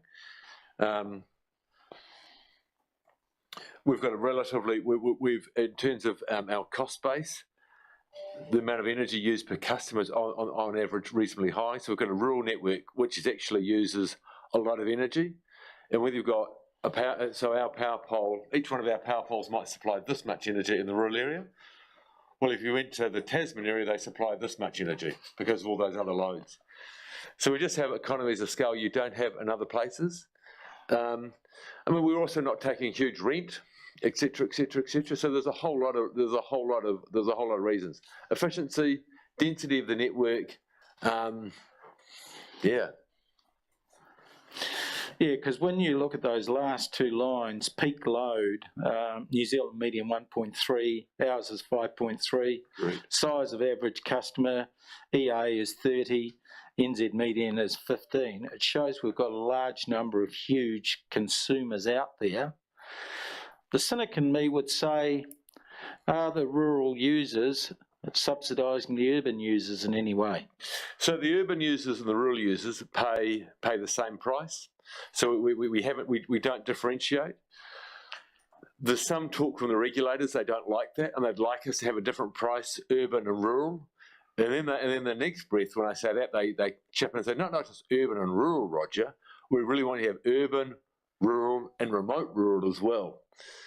And we haven't gone down that road. That may be a road the regulator forces to go down in the future, but at the moment, whether you're at Lake Hood, Lake Clearwater, or in Queen's Ave, you're paying the same price for your energy. We apply the same pricing methodology in general for big customers. So we try and allocate assets between them, so they're not paying for the little cables on your road when they pay their line charges. They're only paying for the assets they use. So our prices are relatively cost reflective. Does that help, John? Yep, it does. And my last question comes down to, if you're a large investor, would you be looking at investing in wind power or solar energy? The reason why I ask that is solar energy only works when the sun's out and there's no storage, a viable storage yet, whereas wind power can work 24/7. Yeah, so investors with deep pockets and rooms of sharp analysts are thinking about that issue all day long. They're investing in both in New Zealand at the moment. I'd say in the next sentence, one reason why, in general why, but if I was an investor without any information about what the energy price was in New Zealand, I'd probably invest in wind for the reasons you've outlined, especially because we tend to be short of winter energy, not short of summer energy in New Zealand, because it tends to rain more in the summer. But in the next breath, the other dynamic that's going on in New Zealand at the moment is, if you like, the spot price of electricity is relatively high right now. And if you want to buy what's called a futures contract 2 years out, that price is also relatively high. And building a solar farm is quicker than building a wind farm, so you'll take that rent from those high prices in a year's time or 2 years' time. When you build a solar farm, so people will build a wind farm. That wind farm may not be going for 3 years, but which time a whole lot of other generations come along, so you aren't able to take that rent. If that makes any sense, John. But we actually need, with the new renewable energy, one of the key things we want diversity. We don't want all those solar farms just in Auckland, and we don't want all those wind farms just in the Tararuas. Because if you get a year where it's calm in the Tararuas or cloudy in Auckland, we're kind of...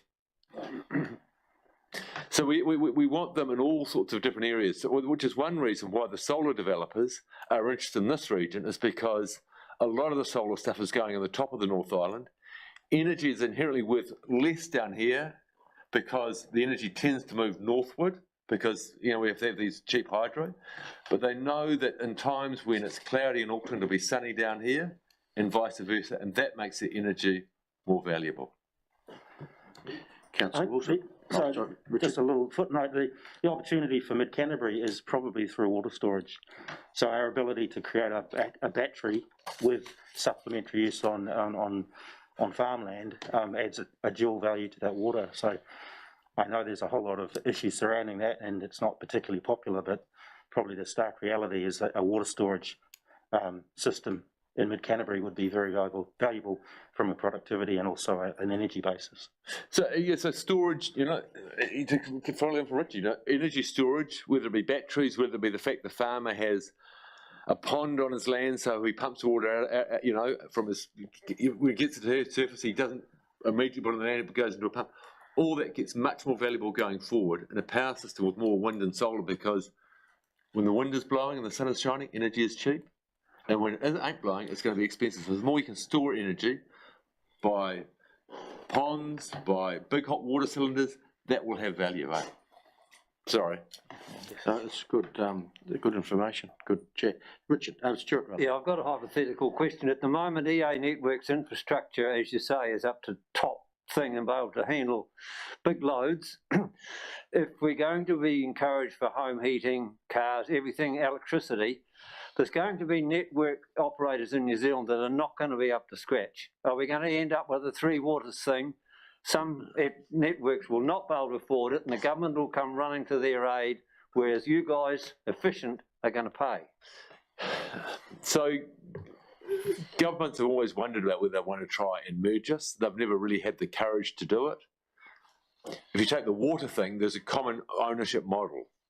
It's all owned by councils.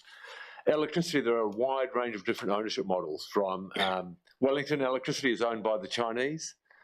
We are a co-op.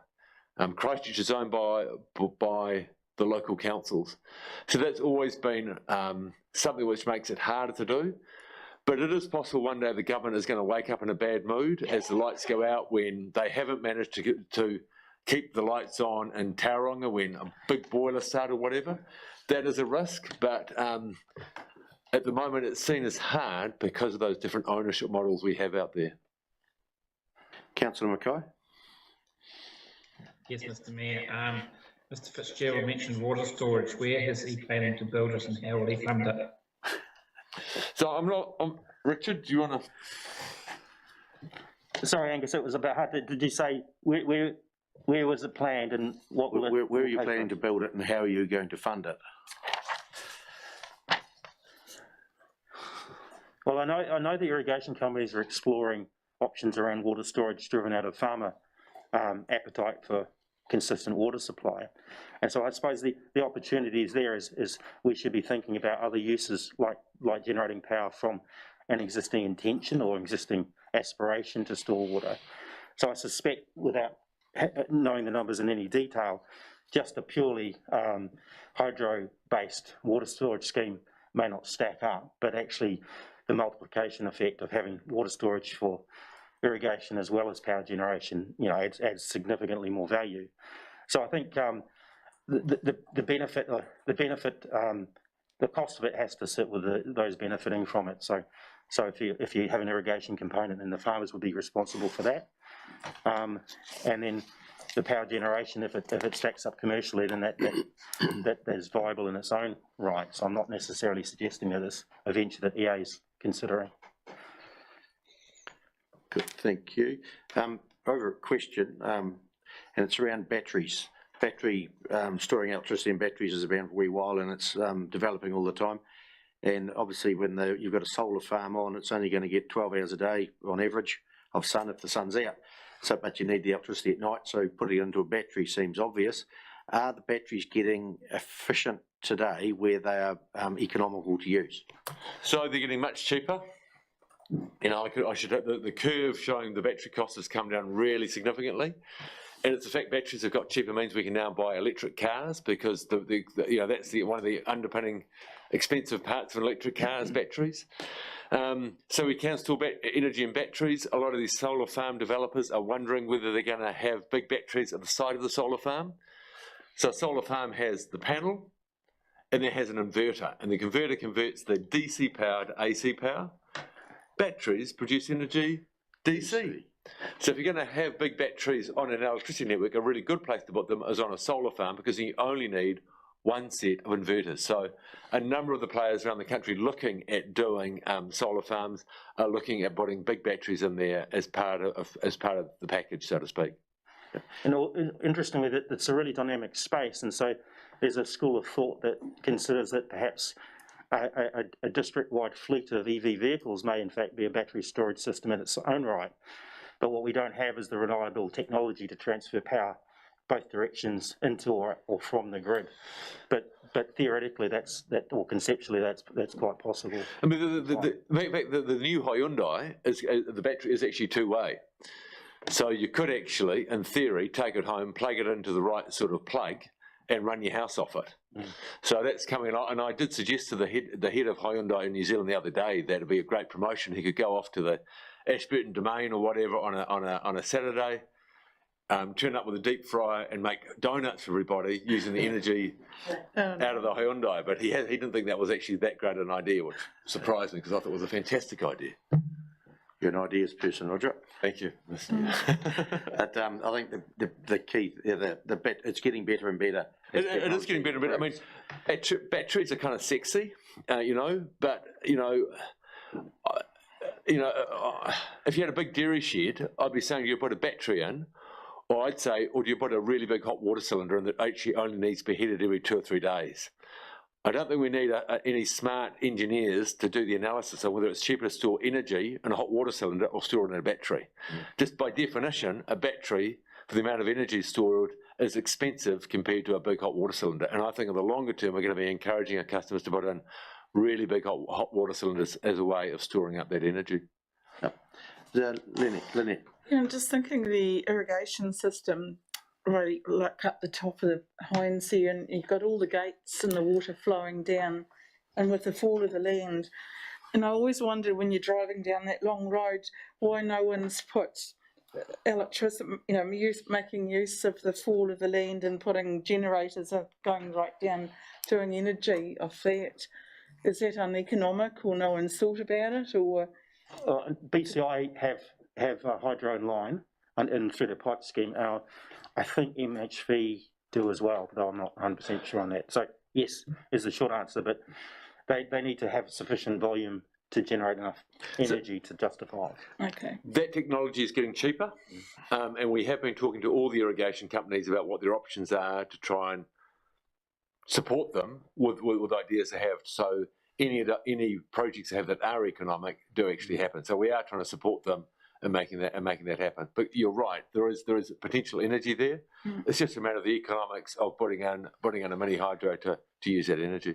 And a pipe scheme is better because it holds that energy. Yeah. Ashburton Lyndhurst is an example of that, where the water comes down through the pipes, it ends up at the farmer's gate. He doesn't use it for electricity, but they use it for pressure, for driving their irrigators, whatever, pressurised.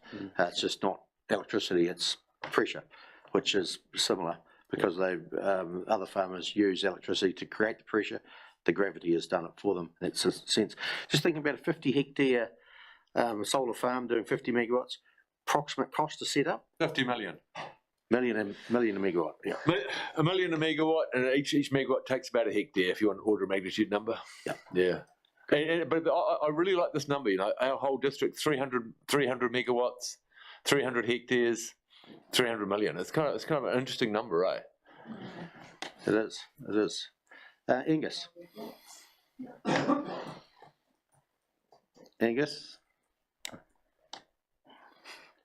The little red button. Angus, you go hands up. You want to talk or not?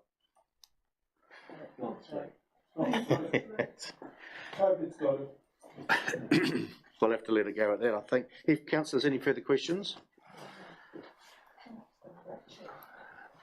Very good. No, thanks very much, Richard, for coming in. It's really good. We should do this more often. Have you come in and give us an update on the electricity sector out there, and because it's always interesting, it's always moving, it's always changing. So thanks very much for keeping the lights on for us. We look forward to a big dividend next time you dish them out. Thank you. Thanks. If you want to stay we're going to just have some new staff coming on board, then we're going to have a cup of tea. If you'd like to stay, more than welcome. Cool. Thank you. Sarah, we'll go to you. Thanks.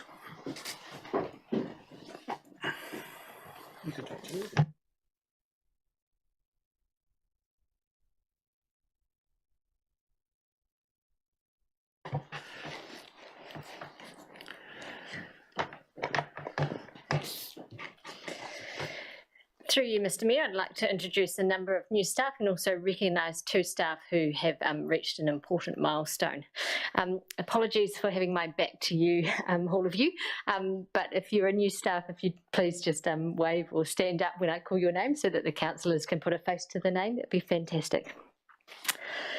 So we have Marilyn Hill, and she's joining the finance team as our accounts officer. We've got Lorraine Anderson, who's also joining the finance team as an accounts officer.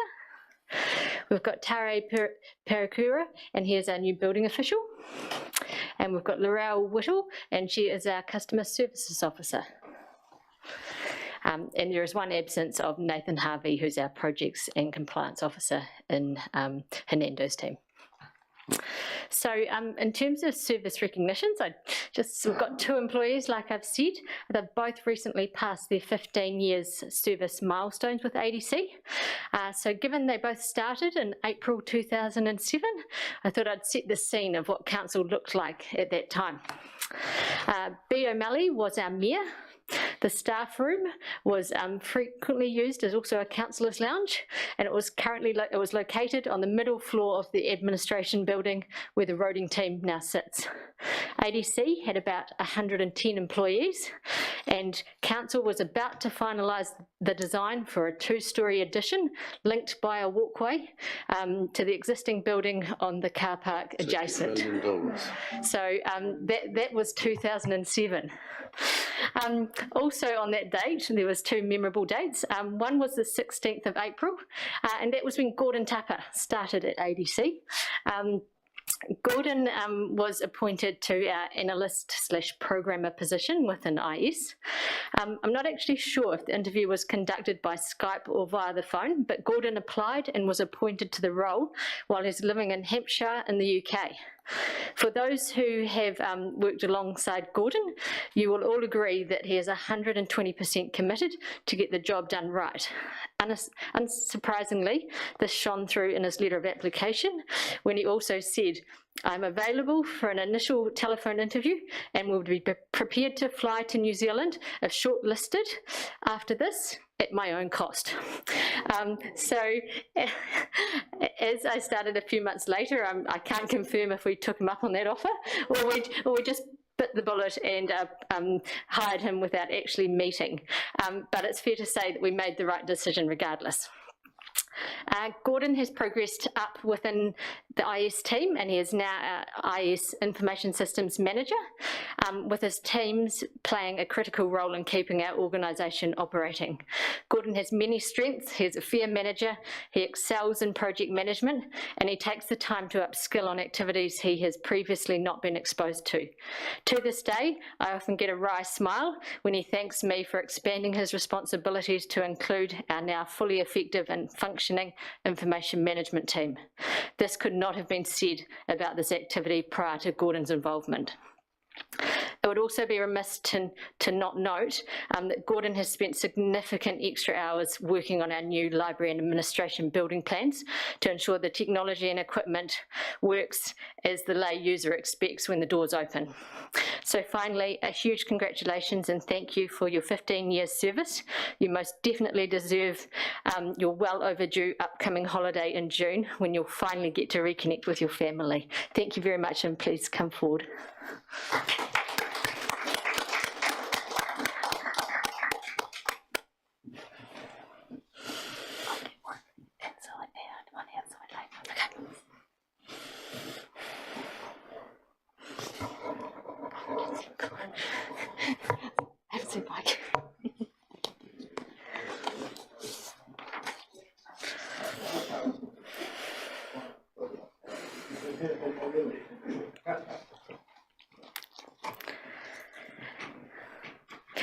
I'd also like to note that also on April, another special date occurred, and that was the 23rd of April, when Mike Farrell started as a building official.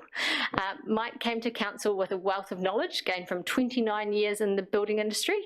This was noted in his letter of offer that I enjoyed reading this morning, and it included being a foreman carpenter at Bradford's Construction, timber salesperson at Helmick ITM, and the timber store supervisor for placemakers in Ashburton.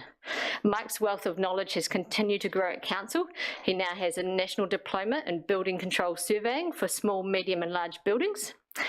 And in 2007, when Mike started, he was one of 5 employees performing inspections, processing plans and performing all the administration work. Now he is one of 15. Mike is also our technical leader for processing and inspections, and he is qualified to work on residential, R3 commercial and R3 residential. He is a supervisor of other staff members who are building their competency levels also. Unfortunately, our records do not go back to how many inspections he has completed in the last 15 years easily. That would be a phenomenal task and one that I wasn't prepared to undertake. But his manager, Michael, has said in the last 5 years he's completed 1,753 inspections. So if we multiply that by 5 and give or take a little, we reckon you've cracked the 5,000 inspection mark, which is pretty substantial. Another thing that you may not know about Mike is that he has a strong interest in different types of builds, and he often gets calls from builders and designers from across New Zealand to get advice on straw bale housing, cob housing and earthship builds.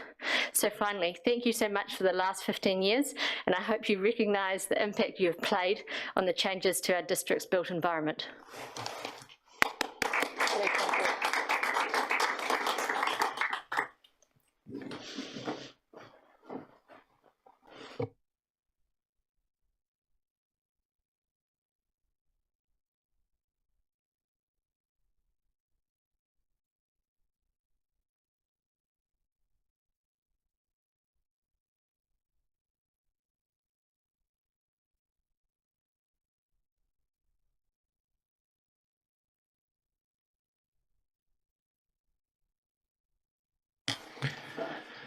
Thank you, Sarah. That's all done. Councillor, we've only got one item left for open meeting, and it's the Mayor's report. If you're thinking it's not going to take long, I'll do it now. Then we'll all stop and have a cup of tea, or we can have a cup of tea now if you think you want to spend some time on it. Your thoughts, very quickly. Do the report. We'll make sure they stay for a cup. Yeah, and oh, sorry. Yeah. So we'll do the Mayor's report now, then we'll have a cup of tea. And welcome to all the new staff that have just been presented to us. Well done, welcome, and hope your time here is long and productive. It's good. And also Mike and Gordon for the service you've done. I was thinking, Gordon, back in the day, 15 years ago, you telephoned from England, and I was thinking to myself, why don't you just Zoom? But Zoom wasn't about then, was it?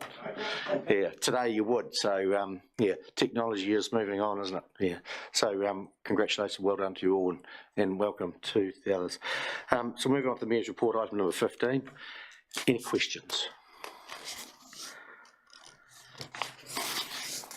We have a recommendation in there, and it's that there's a remit from the Gisborne District Council which will go to the LGNZ AGM, and it is on gambling harm remit.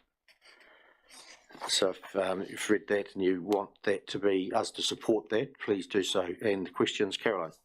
We just heard about solar power and you know, water storage and things. Interesting to see and hear hydrogen's coming to the town. Hopefully hydrogen's coming. It's being talked about all over New Zealand at the moment. So there is some plans afoot to hopefully have hydrogen in the district. Hamish, on that? And what would that be the purpose of that? Through Mr Mayor, I was just going to clarify, more accurate to say in the district than the town, in the way Caroline might have meant it. Yeah, the Ashburton District, not the Ashburton town. Yeah, cool. The recommendation, Liz? I'm happy to move that gambling harm remit recommendation, but just a quick question. It is for online gambling as well, because we've heard, especially through our Safer Communities meetings, that the online gambling is far worse than the people going into the pokies and sitting there all day. So I just hope it includes that as well. It does. Well, happy to recommend. Yeah, let's make sure it includes it. Seconder, Councillor Falloon. And I was just on a Lime Foundation meeting yesterday, and this was talked about online gambling, because we distribute gambling out of our local machines here, and they believe that spend is about $1 billion a year online. No, sorry, not in our district, New Zealand. It is huge, and none of it's taxed. Nothing comes back to the community. So it is something that needs to be sorted. It's been something that's increased since COVID. I think when people were at home, they couldn't go to the normal places they would go to. So online's become and there's huge. Obviously the community doesn't benefit out of it, and there's no support if people have got a problem with gambling online. There's no money's being diverted from the normal gambling to assist. So it is an issue that needs addressed. Councillor Kieran, I know you've gone off. Moved and seconded. I'll put the motion. We'll go for it. Lynette. We've done that. I've got Liz and I've got John. Put the motion. All in favour, please say aye. Against, carried. Thank you. There's another recommendation there that we receive the Mayor's report. I'll move. Seconded. Councillor, who went off? Councillor Cameron. I'll put the motion. All in favour, please say aye. Against, carried. Thank you. If there's nothing further to discuss in the report or clarification, I'll just adjourn the meeting until 3:15, and we'll come back for in committee. Thank you.